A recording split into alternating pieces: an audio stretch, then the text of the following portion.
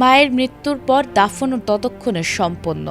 শেষ বিদায় জানিয়ে সবাই ঘরে ফিরে গেছেন, কিন্তু এরপর যা ঘটে গেল তা যেন কোনো থ্রিলার সিনেমার গল্পকেও হার মানায়।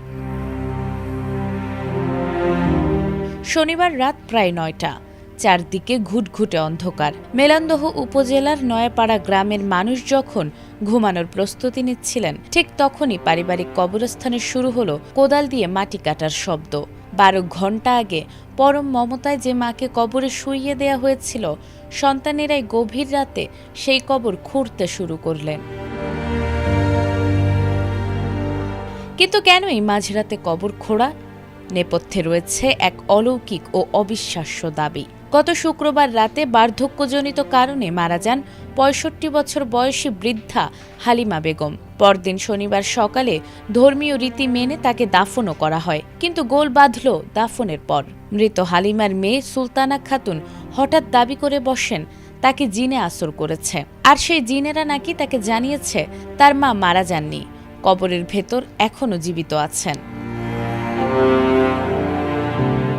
এমন বার্তায় মুহূর্তেই পাল্টে যায় পুরো আবহ। এরপর দাফনের দীর্ঘ ১২ ঘণ্টা পর কবর থেকে বের করে আনা হয় বৃদ্ধা হালিমা বেগমের নিথর দেহ। উপস্থিত সবার মনে তখন তীব্র উত্তেজনা। তাদের ধারণা, মায়ের হাত পা নাকি সামান্য নড়াচড়া করছে। মা বেঁচে আছেন, এই অন্ধবিশ্বাস বুকে নিয়ে স্বজনরা গভীর রাতেই হালিমা বেগমকে নিয়ে ছোটেন মেলান্দহ উপজেলা স্বাস্থ্য কমপ্লেক্সে।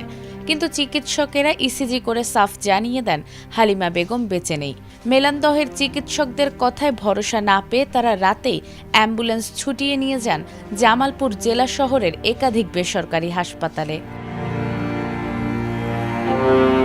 রাত তখন 11:30। জামালপুরের এক বেসরকারি হাসপাতালে আবার করা হলো পরীক্ষা। চিকিৎসকেরা চূড়ান্তভাবে নিশ্চিত করলেন হালিমা বেগম অনেক আগেই চলে গেছেন না ফেরার দেশে। শেষ পর্যন্ত ভাঙল পরিবারের সেই অলৌকিক ভুল। গভীর রাত 2টায় অশ্রুসিক্ত চোখে একই মরদেহ দ্বিতীয়বারের মতো দাফন করতে বাধ্য হলেন সন্তানেরা। এই ঘটনা সামাজিক যোগাযোগ মাধ্যমে ছড়িয়ে পড়তেই পুরো জেলায় তোলপাড় শুরু হয়।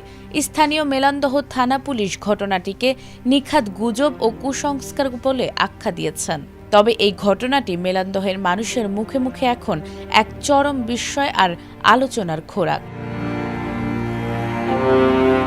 নাজমুন নাহার জান্নাত, এটিএন বাংলা।